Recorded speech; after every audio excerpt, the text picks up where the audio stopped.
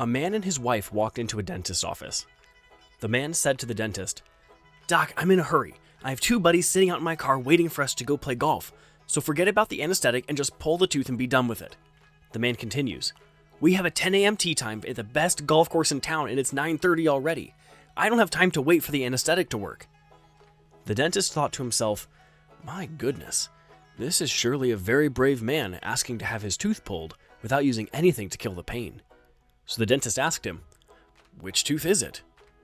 The man turned to his wife and said, "Open your mouth, honey, and show him." A man and his wife were getting a divorce at a local court, but the custody of their children posed a problem. The mother jumped to her feet and protested to the judge that since she had brought the children into the world, she should retain custody of them. The man also wanted custody of his children, so the judge asked for his side of the story. After a long moment of silence, the man rose from his chair and replied, "Your Honor, when I put $1 into a vending machine and a Pepsi comes out, does the Pepsi belong to me or to the machine?" He won the case. A guy decides to buy his new girlfriend a pair of gloves for Christmas. After all, they had been dating for 3 weeks, so it seems like the ideal gift. Romantic, yet not too personal. He asks his girlfriend's younger sister to accompany him to buy them, then she can point out the pair that he would like. They go to the mall and the sister points out a pair of white gloves, which the guy then buys. The sister picks up a pair of panties for herself and buys them. But during the wrapping, the clerk mixes up the parcels. As a result, the sister gets the gloves and the guy takes home a gift box containing the panties. Without checking, the guy rushes to his sweetheart, but only after drafting a loving and helpful note to accompany the gift. The note read, "I chose these because I noticed you are not in the habit of wearing any when we go out in the evenings. If it had not been for your sister, I would have chosen the long ones with the buttons, but she wears the short ones that are easier to remove."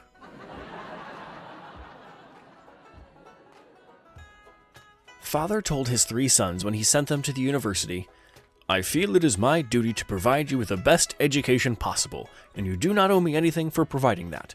However, I want you to appreciate it. As a token, I want each of you to put $1,000 into my coffin when I die." And so it happened. His sons became a doctor, a lawyer, and a financial planner, each very successful financially. When their father's time had come, and they saw their father in the coffin, they remembered his wish. First, it was the doctor, who put 20 $50 notes onto the chest of the deceased. Then came the financial planner, who also put $1,000 on his father's chest. Finally, it was the heartbroken lawyer's turn. He reached into his jacket pocket, took out his checkbook, wrote a check for $3,000, put it into his father's coffin, and took the $2,000 cash. He later went on to become a member of parliament.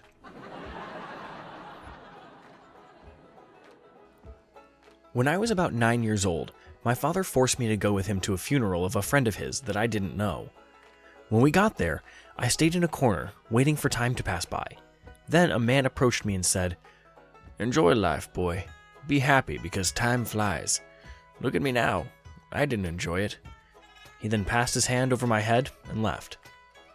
My father, before leaving, forced me to say goodbye to the dead person.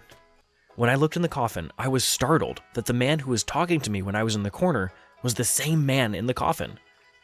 For several years later, I was not able to sleep properly, with repeated nightmares and psychological disorders. I was terrified of being alone. I visited many psychologists.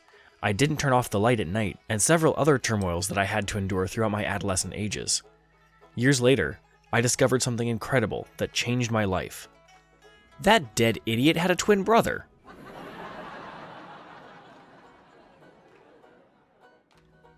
Mary needed veggies for dinner, but her nails weren't dry yet, and she had friends coming over. She sent a text to her husband. "Honey, please don't forget to buy vegetables on your way back from the office. And Priscilla says hi to you." Paul, her husband, replied, "Who's Priscilla?" "Nobody. I was just making sure that you read my message." Paul took a moment, then replied, "But I'm with Priscilla right now, so which Priscilla are you talking about?" Mary couldn't believe it. She had had suspicions for a while. "Where are you?" she asked back. "Near the vegetable market." "Wait, I'm coming there right now." Forgetting about smudging her manicured fingernails, and her friends were coming over. Mary snatched the car keys, and within 10 minutes, she was at the market. "Where are you?" she texted her husband. "I'm at the office. Now that you're in the market, buy whatever vegetables you need."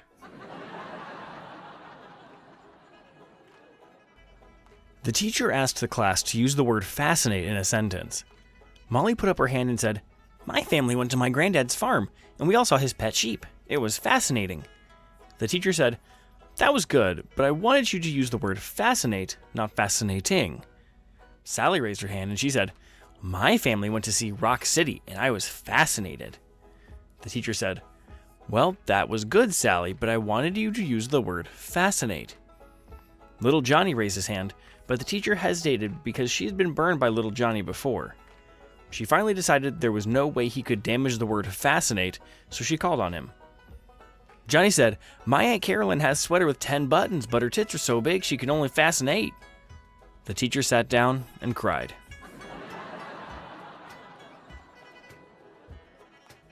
A young wife went into labor while her husband was overseas serving in the war. The next day, he got the news that his wife had delivered twins. He got to a phone and called her right away. "Oh, honey, I'm so happy," he said. "Who took you to the hospital?" "Your brother, Joe, he drove me. And since I had to be anesthetized, he named the twins." The husband was horrified. "But Joe is an idiot.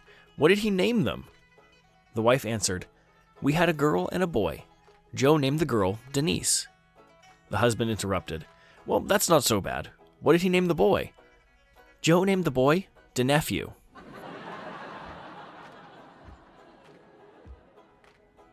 Dan married a woman with an identical twin. Less than a year later, he was in court filing for divorce. "Tell the court why you want a divorce," said the judge. "Well, Your Honor, every once in a while my sister-in-law would come over for a visit, and because she and my wife look exactly alike, every once in a while I'd end up making love to her by mistake," said Dan. "Surely there must be some difference between the two women," the judge said. "You'd better believe there is, Your Honor. That's why I want the divorce." The pilot safely performs an emergency landing in water and tells the passengers to remain seated and to keep the doors closed, stating that in emergency situations, the aircraft is designed to stay afloat for 30 minutes, giving rescuers time to get to them. Just then, a man gets out of his seat and runs over to open the door. The pilot screams at him, "Didn't you hear what I said? The aircraft is designed to stay afloat as long as the doors remain closed." "Of course I heard you," the man replied, "but it's also designed to fly. And look how good that one worked out."